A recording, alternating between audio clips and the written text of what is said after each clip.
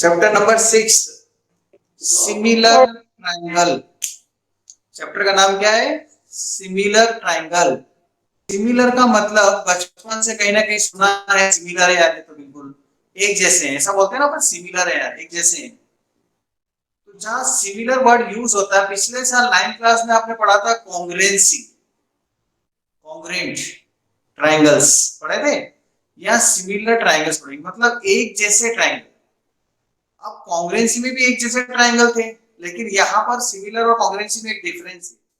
Congruency में क्या होता है कि एक ट्राइंगल के ऊपर दूसरा ट्राइंगल रख दे, या एक बुक के ऊपर दूसरी बुक रख दे, या एक चीज के ऊपर दूसरी चीज रख दे, जैसे ये, तो दूसरी दिखाई नहीं दे रही पीछे वाली, देखो आप। तो ऐसी चीजों को हम बोलते हैं कॉन्ग्रुएंट। लेकिन सिमिलर में क्या होता है कि चीज छोटी और बड़ी हो सकती है, पर शेप एक जैसे होंगे। पर कॉन्ग्रुएंसी में क्या होता है, शेप भी एक जैसे होते हैं और साइज भी एक जैसी होती है। तो जहां शेप और साइज दोनों एक जैसी हो, वो तो कॉन्ग्रुएंट होते हैं। और कॉन्ग्रुएंसी मतलब सिमिलरिटी तो होती है, जितने भी कॉन्ग्रुएंट चीजें हैं वो सिमिलर है। बट जो सिमिलर है वो जरूरी नहीं है कि कॉन्ग्रुएंट हो। जैसे एक 25 पैसा का कॉइन ले लो और एक 50 पैसा का कॉइन ले लो, दोनों गोल गोल दिखते हैं, पर एक छोटा और एक बड़ा है। ठीक है। तो अगर चीजें एक जैसी हैं, साइज छोटे बड़े हो पर दिखती एक जैसी हो, उन्हें हम सिमिलर बोलते हैं। हमें पढ़ना है सिमिलर ट्राइंगल। ट्राइंगल पढ़ना है स्पेशली। चीजें कुछ सिमिलर, बहुत सारी चीजें हो सकती है, मैंने अभी आपको बताई ना। जैसे ये कॉन्ग्रुएंट भी है, साथ में सिमिलर भी है। लेकिन मान लो एक पिन छोटा ले लूं और एक बड़ा ले लूं, तो ये सिमिलर हो जाएंगे। एक छोटा और एक बड़ा है, तो दोनों मेरे पास बराबर के हैं। मान लो एक बड़ा है और ये छोटा है, तो ये सिमिलर हो जाएंगे, छोटा बड़ा होने का। So things which are congruent are always similar, but the things which are similar are not always congruent. छोटी बड़ी चीजें हो सकती है सिमिलरिटी में, और हमें सिमिलर ट्राइंगल पढ़ना है, तो अपना ध्यान पूरा कहां पर लेके जाएंगे हम? ट्राइंगल के ऊपर। तो डेफिनेशन में सिमिलर ट्राइंगल की लिखवा, ना कि सिमिलर थिंग्स लिखवा। सिमिलर थिंग्स बहुत सारी हो सकती हैं, रेक्टेंगल भी हो सकते हैं, स्क्वायर भी हो सकते हैं, सर्कल भी हो सकते हैं, एंड मेनी मोर। इसलिए हम सिमिलर ट्राइंगल की डिफाइन लिखने जा रहे हैं। देखिए, टू ट्राइंगल्स को हम सिमिलर बोलेंगे। कंपैरिजन दो चीजों के बीच में होता है ना, तो हमारे पास दो चीजों का कंपैरिजन है। सिमिलर कब कहेंगे उनको? First point, first if their sides are proportional. Two triangles are said to be similar. दो ट्रायंगल को सिमिलर कब बोलेंगे? दो चीजें बतानी पड़ेगी आपको।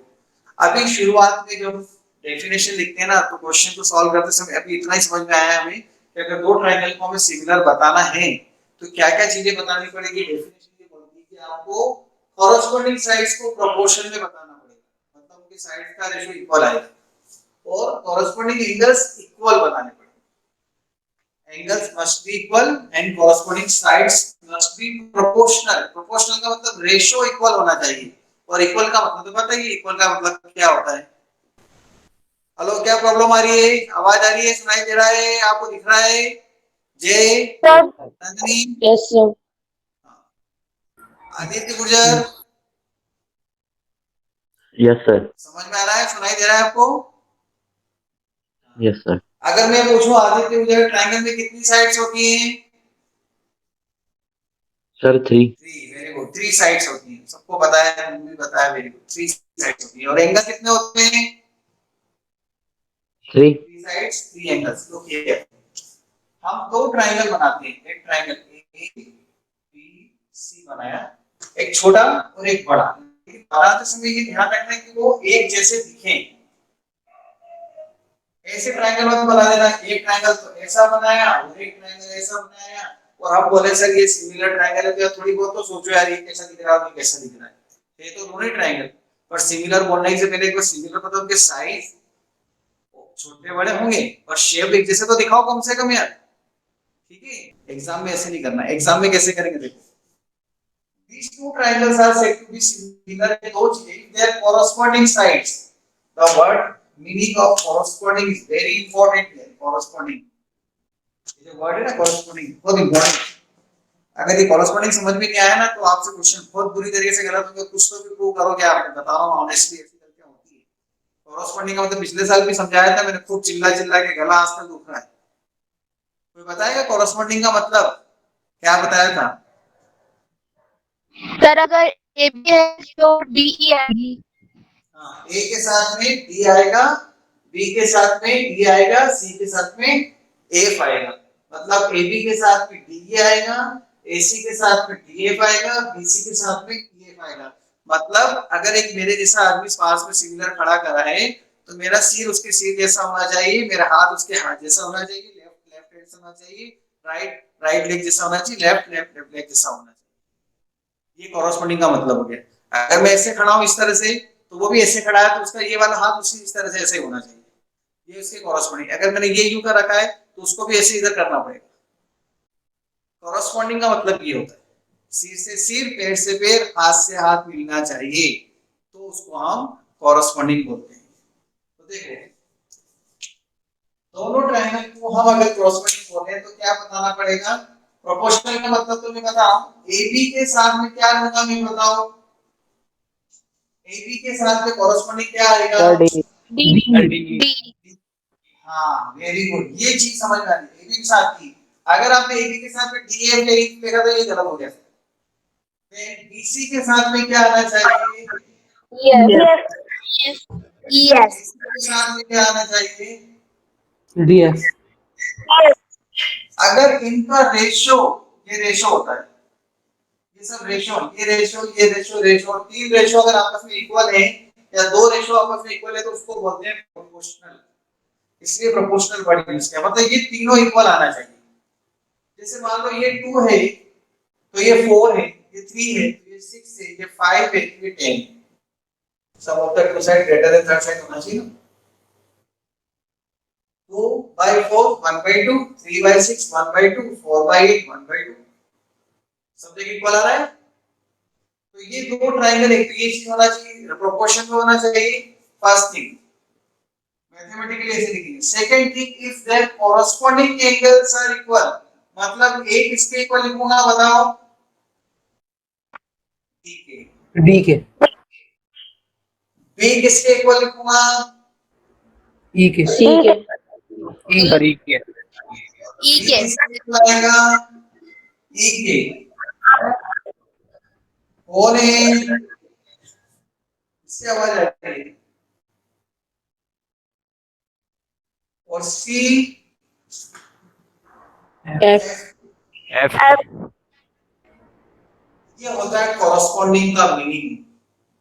अगर आपने दो ट्रायंगल के कॉरेस्पॉन्डिंग साइड्स का रेशियो इक्वल बता दिया और कॉरेस्पॉन्डिंग साइड्स का रेशियो भी इक्वल बता दिया तो आप बोल सकते हो these two triangles are similar.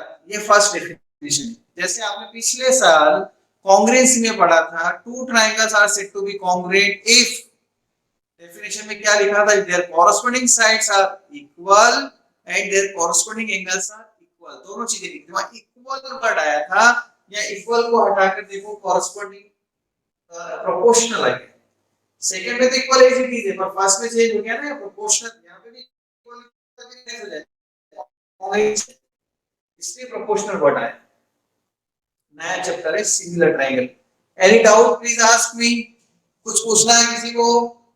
कोई माइंड में क्वेश्चन आ रहा है तो प्लीज आस्क, देन अपन आगे बढ़ते हैं।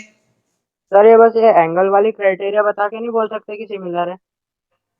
ये आपका कहना बिल्कुल सही है, अपन इसको पढ़ेंगे आगे। ये थ्योरम का एक पार्ट हो जाएगी, एक थ्योरम बनेगी जिसको हम बोलेंगे ए सिमिलरिटी। ठीक है, पर अभी डिफाइन तो ये है। अब इसके हम क्या करेंगे, दो टुकड़े करेंगे बाद में। फिर एक बनेगी एस सिमिलरिटी, एक बनेगी ए सिमिलरिटी। फिर भी बनी थी पिछले साल ऐसे बनाया था, आपने याद होगा। वो इसमें भी बनेगी इसी तरह से। ठीक है, अगर एंगल्स अगर कॉरेस्पॉन्डिंग एंगल्स अगर इक्वल हैं तो ट्रायंगल्स सिमिलर है, पर उसमें कॉन्ग्रुएंसी भी हो सकती है। ठीक, तो अभी बेसिक डेफिनेशन तो ये है, बेसिक डेफिनेशन हमारी ये, इसको हम डिनाई नहीं कर सकते, इसको तो मान के चलना ही पड़ेगा। तो शुरुआत के क्वेश्चन करते समय हम यही कंसेप्ट रखेंगे, जब तक कि हमारे पास क्राइटेरिया नहीं आ जाए, ये वर्ड है क्राइटेरिया। क्राइटेरिया का मतलब है इस थ्योरम्स को सॉल्व, इन क्वेश्चन को सॉल्व करने में जहां हमें दो चीजें प्रूव करनी पड़ रही है, साइड्स का और एंगल्स का, उसकी जगह हम छोटे फॉर्म में कुछ एंगल से बता दें, साइड से बता दें, उसे हम क्राइटेरिया बोलते हैं। सेकंड पॉइंट, ये तो फर्स्ट की डेफिनेशन। सेकंड पॉइंट इसका है बेसिक प्रोपोर्शनलिटी थ्योरम और हेल्स थ्योरम भी बोलते हैं, बेसिक प्रोपोर्शनलिटी थ्योरम भी बोलते हैं इसको। यहां से शुरुआत होती है पहली थ्योरम, और ये एग्जाम में आती है बहुत बार है ये एग्जाम। पिछले 25 सालों में कम से कम 15 बार एग्जाम में आ चुकी है। बहुत ज्यादा इंपॉर्टेंट थ्योरम है, इसका प्रूफ भी करना है आपको। मैं पहले तो स्टेटमेंट समझाता हूँ ये क्या है थ्योरम। बेसिक प्रोपोर्शनलिटी थ्योरम का यूज कैसे होगा सिमिलर ट्रायंगल की प्रॉब्लम को सॉल्व समझाने के लिए, अपने को इसका यूज करना पड़ेगा। थेल्स नाम का मैथमेटिशियन ने इसका प्रूफ दिया था। अब देखो इसका स्टेटमेंट क्या है और कैसे प्रूफ करते हैं, वो दोनों ही समझाता हूं। स्टेटमेंट भी इंपॉर्टेंट है, एग्जाम स्टेटमेंट भी पूछा हुआ है। स्टेटमेंट,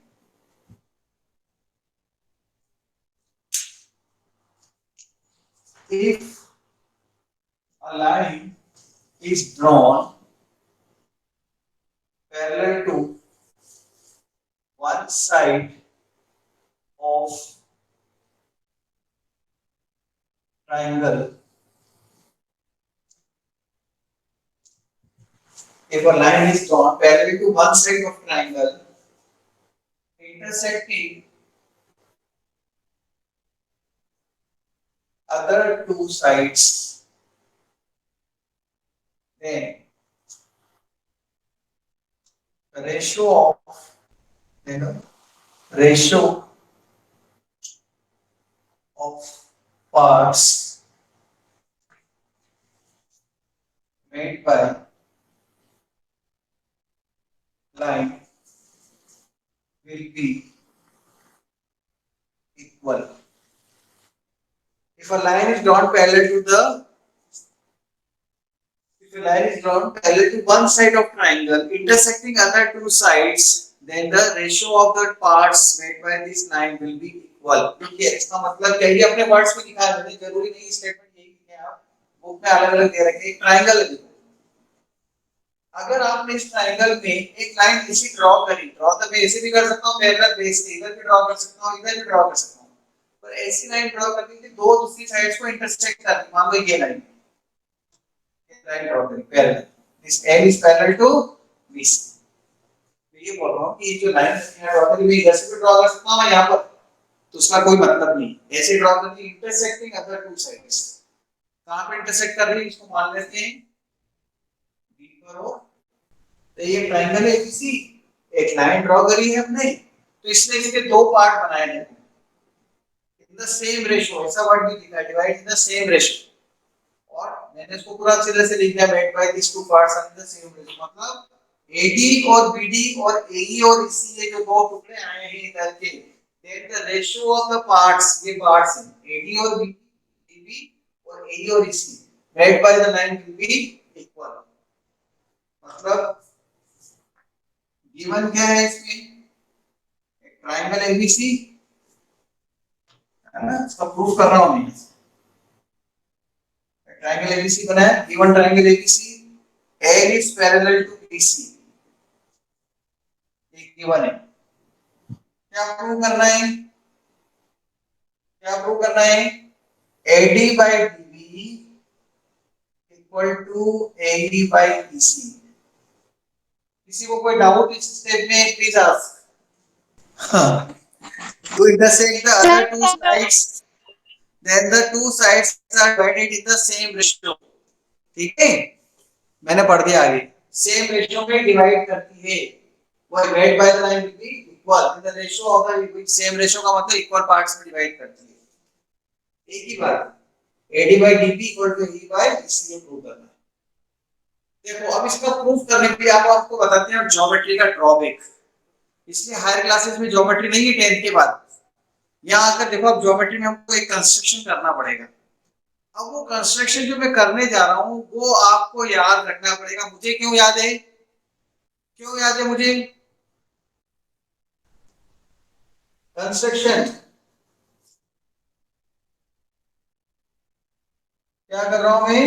कंस्ट्रक्शन, ये चीज हमें एग्जाम में याद रख के जाना पड़ती है, ध्यान रखना पड़ता है, इसलिए लगा दिया। कंस्ट्रक्शन में क्या करना है देखना, इससे इस पर एक परपेंडिकुलर ड्रॉ करना,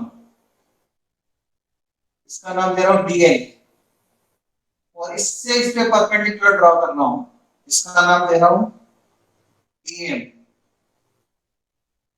और सी से डी को और बी से ई को ज्वाइन कर रहा हूं। अब देखो इसको लिखता हूं मैं, कंस्ट्रक्शन क्या किया, join BE C D and draw perpendicular DL on AE, और AC भी लिख सकते हैं, और EM on EM किस पर है, AB। कोई डाउट इसमें, ये कंस्ट्रक्शन है, इससे इस पे परपेंडिकुलर ड्रॉ किया है, इससे इस पे परपेंडिकुलर ड्रॉ किया है, इससे इसको ज्वाइन किया है, इससे इसको ज्वाइन किया है, बस ये जिसको याद रह जाएगा एग्जाम में ना तो बल्ले बल्ले, नहीं तो बैठे रहो, नहीं आएगा एग्जाम में आपको सब। और प्रैक्टिस से याद होता है, बच्चे जो प्रैक्टिस करते हैं साथ में पढ़ते हैं। अक्षर, यस सर। अब मैं जो पूछूंगा उसका जवाब देना, प्रूफ कर रहे हैं ना, ये तो कंस्ट्रक्शन हो गया, गिवन हो गया, टू हो गया, प्रूफ लिख रहा हूं मैं, देखो यस मुझे सर। लाना है, मुझे लाना है एडी और डीबी। यहाँ पर एडी से रिलेटेड एक ट्रायंगल दिख रहा है, ट्रायंगल Yes, ऐसा sir. जिसमें एडी आ जाए, ऐसा कौन सा ट्रायंगल, सर ADE। एडी, और ये भी बोल सकते हैं क्या, A D C, yes sir बोल सकते। ट्रायंगल एडीसी भी ले सकते हैं। Yes sir. अच्छा, और ऐसी एबी डीबी किसमें आ रहा है, सर DBE में। डीबी, और हम लेते हैं in triangle ADB and BDE, in triangle ADB and triangle BDE, क्योंकि मुझे एडी और बीडी लाना है, इसलिए एक तो मैंने ए डी डी लिया है, एडीई सॉरी ना, ADE A D E, AD भी ट्रायंगल थोड़ी, एडी तो लाइन है, ए डी ई और A B E, sorry B D E, एक तो ये लिया triangle B B D E, ये दिख रहा है ना छोटा ट्रायंगल, ये वाला दिख रहा है कि नहीं, बी डी ई, अभिषेक दिख रहा है B D E triangle, yes sir. Okay.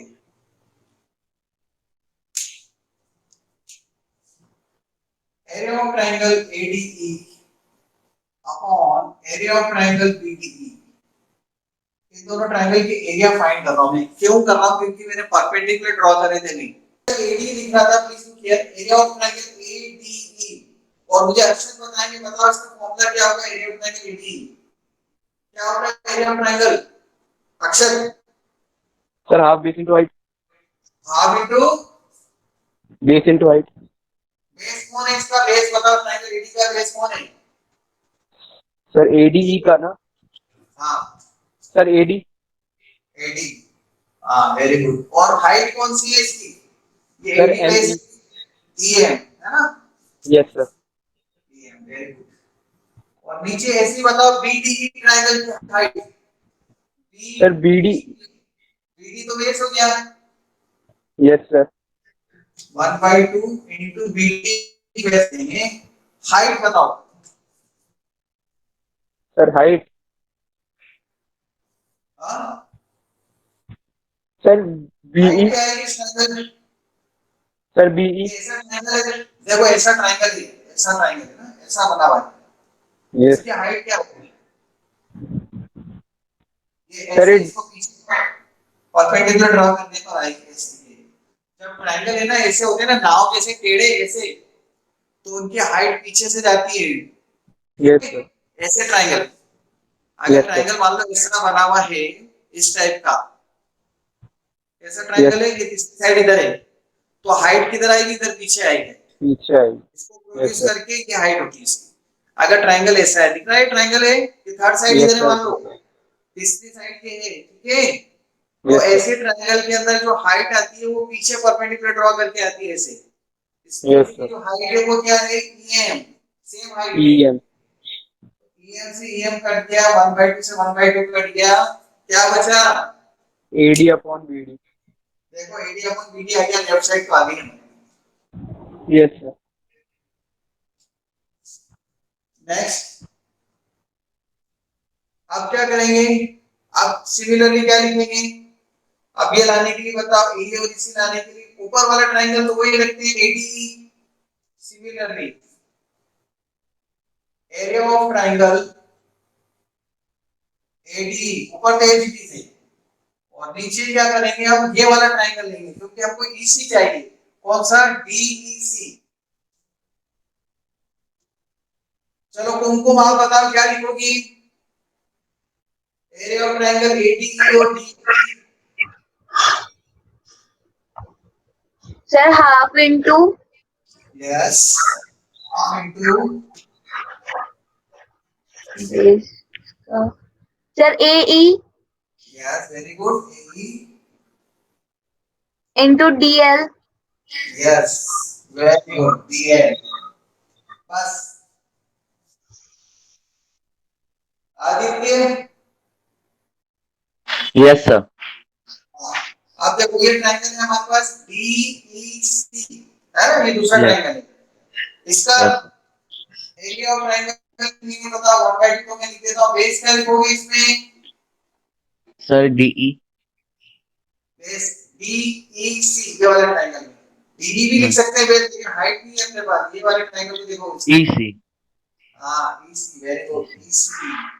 और हाइट क्या होगी इसकी? DE. हाइट, हाइट ये Height DC.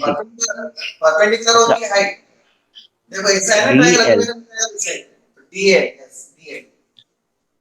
डीएल से डीएल कट गया, 1/1 कट गया, इधर क्या आ गया, एरिया अपॉन ईसी आ गया। अब आप देखो ध्यान से, प्लीज ध्यान से देखना, इक्वेशन नंबर 1 को और 2 को ध्यान से देखो, सबका ध्यान इधर है। मैं किसी से भी पूछ सकता हूं, हृदय बंसल, हृदय, Yes, sir. आप इन दोनों के 1 और 2 इक्वेशन के न्यूमरेटर बताओ कैसे दिख रहे हैं। उमंग शर्मा, चलो आप बताओ।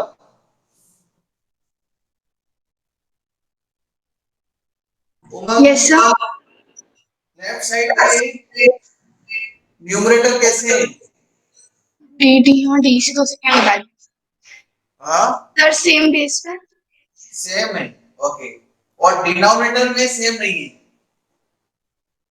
अगर Yes. ये दोनों न्यूमरेटर तो इक्वल है, अगर ये डिनोमिनेटर भी इक्वल हो जाएंगे तो ये लेफ्ट साइड इक्वल हो जाएगी। Yes, sir. अगर लेफ्ट साइड इक्वल हो जाएगी तो ये राइट साइड इक्वल हो जाएगी, तो टू हो जाएगा। इक्वल टू का साइन तो लाना है। अब इन दोनों को अगर इक्वल लाना है तो सिर्फ एक चीज प्रॉब्लम दे रही है हमें, ये दोनों डिनोमिनेटर वाले जो ट्रायंगल है इनके एरिया का इक्वल नहीं दिख रहे हैं हमें। ये बीडीई है और ये डीईसी, अगर ये इक्वल हो जाए तो प्रूव हो जाएगा। सर मैं बताऊं? सर प्रियांशी, मैं बताऊं? हाँ सर मैं बताओ। सर अगर पैरेलल लाइन के अंडर हाँ, तो हाँ, ट्रायंगल बस होते हैं।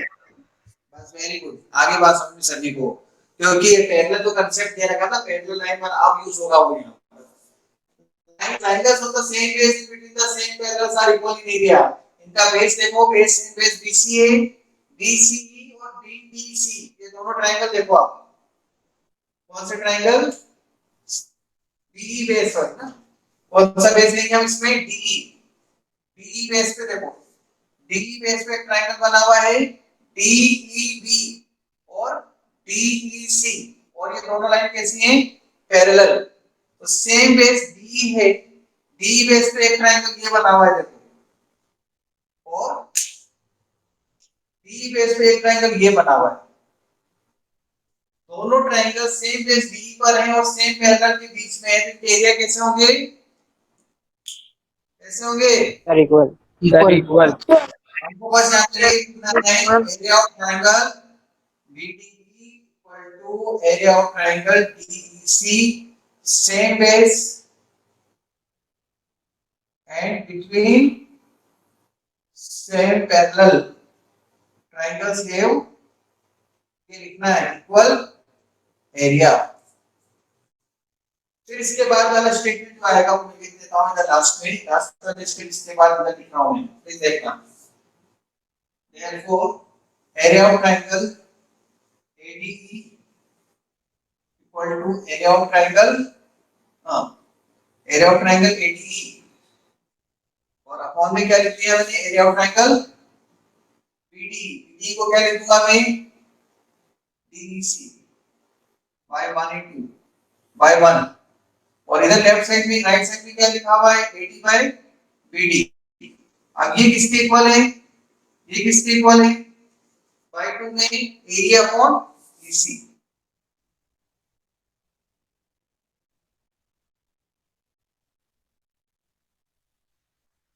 ये कहां से लिखा हमने, बाय प्रूव्ड। ठीक है, क्लियर है, समझ में आई बात। थ्योरम का प्रूव कर दिया मैंने, बहुत बड़ी थ्योरम है, थ्योरम बड़ी नहीं है, समझाना बहुत ज्यादा था इसमें। कोई डाउट है तो पूछे प्लीज। Take the screenshot.